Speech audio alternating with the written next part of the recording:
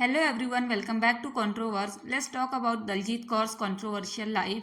दलजीत कौर एक एक्टर है और कई टीवी सीरियल्स में काम कर चुकी है। बिग बॉस में भी पार्टिसिपेट किया था उन्होंने। दलजीत की पहली शादी शालीन भनोत से हुई थी। शालीन भी एक एक्टर है। दोनों ने 2009 में शादी की थी और उनका एक बेटा भी है। फिर शादी के कुछ सालों बाद दलजीत ने अपने रिश्ते को लेकर शॉकिंग एलिगेशंस लगाए जो मीडिया और पब्लिक के लिए काफी अनएक्सपेक्टेड था। 2015 में दलजीत ने शालीन भनोत पर डोमेस्टिक वायलेंस के चार्जेस लगाए। दलजीत ने अक्यूज किया कि शालीन उन पर फिजिकल और इमोशनल अब्यूज करता था।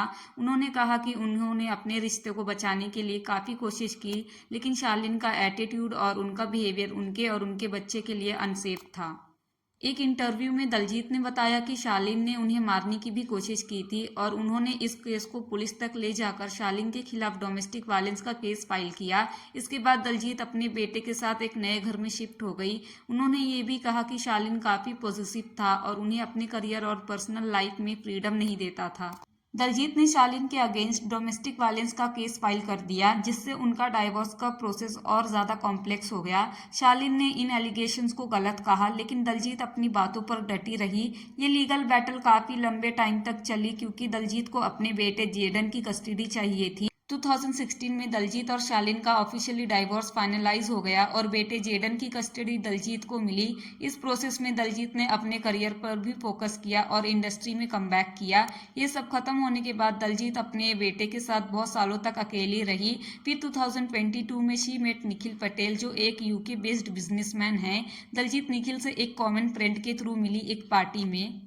उस पार्टी में दलजीत और निखिल क्लोज आए। दोनों ने एक दूसरे से अपनी पर्सनल लाइफ के बारे में चीजें शेयर की। दलजीत ने अपने इंटरव्यूज में बताया है कि उन्होंने और निखिल ने एक दूसरे के साथ अपनी लाइफ के चैलेंजेस और एक्सपीरियंसेस शेयर किए, जिससे उनके बीच काफी अच्छी अंडरस्टैंडिंग बनी। निखिल भी अपनी पहली शादी से 2 बच्चों के फादर है, इसलिए दोनों अपनी रिस्पॉन्सिबिलिटीज को समझते हुए एक कॉमन ग्राउंड पर आए। फिर दलजीत ने अपने लाइफ का सबसे बड़ा डिसीजन लिया कि वो इंडिया में अपने करियर को छोड़कर, अपनी पूरी लाइफस्टाइल छोड़कर निखिल के साथ शादी करेंगी और फिर उसके बाद हमेशा के लिए केन्या शिफ्ट हो जाएंगी। निखिल पटेल का उनकी पहली वाइफ से डाइवोर्स नहीं हुआ था जब निखिल और दलजीत ने शादी की थी, बट शादी करते टाइम निखिल ने दलजीत और उनके पेरेंट्स को ये अश्योर किया था कि डाइवोर्स ऑलमोस्ट होने ही वाला है, सब कुछ रेडी है, बस कोविड की वजह से थोड़ा डिले हो रहा है।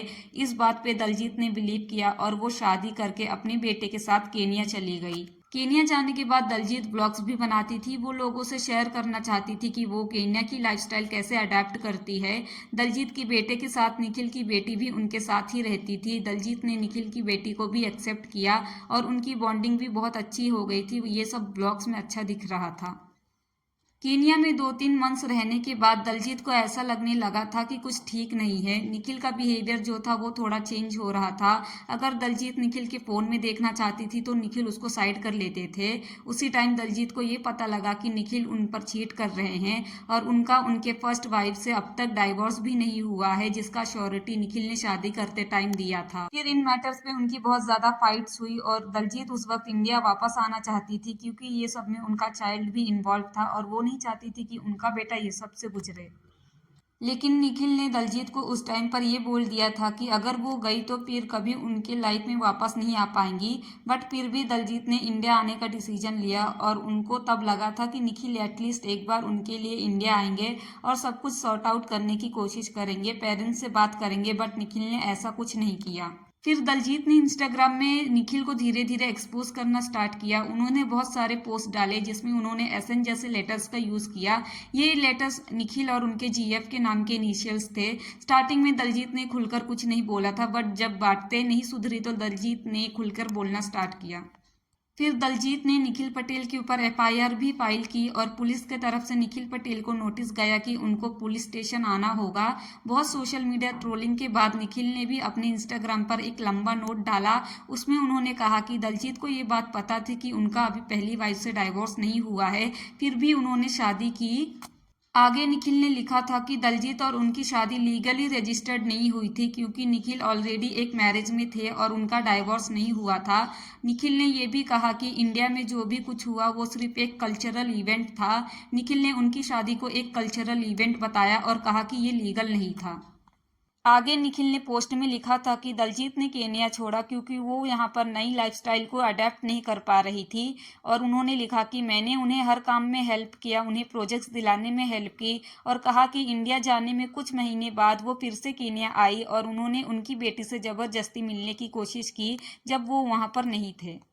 निखिल के ये एलिगेशंस के बाद दलजीत ने भी एक स्टोरी पोस्ट की और उसमें लिखा कि मैंने तुमसे उम्मीद किया था कि एटलीस्ट तुम एक फ़्लाइट लोगे इंडिया आने के लिए, सब कुछ ठीक करने के लिए, लेकिन तुमने फ़्लाइट तो ली बट अपनी न्यू गर्लफ्रेंड के साथ, शेम ऑन यू। आगे दलजीत ने लिखा कि तुम इंडिया में 3 दिनों के लिए थे तो तुम पुलिस स्टेशन क्यों नहीं आए, तुम अपनी यही स्टोरी पुलिस स्टेशन में भी सुना सकते थे, तुम्हें किस बात का डर था। सोशल मीडिया पर इनकी फाइट्स बहुत दिनों तक चली और दलजीत के FIR करने के बाद भी निखिल पटेल पुलिस स्टेशन नहीं गए। अभी तक उनका मैटर सॉल्व नहीं हुआ है। अभी एक रिसेंट इंटरव्यू में दलजीत ने बताया कि ये सब के वजह से वो बहुत डिप्रेस्ड हुई है और उनको थेरेपी लेनी पड़ी। उन्होंने ये भी कहा कि उनके बेटों को भी उन्होंने थेरेपी दिलाई।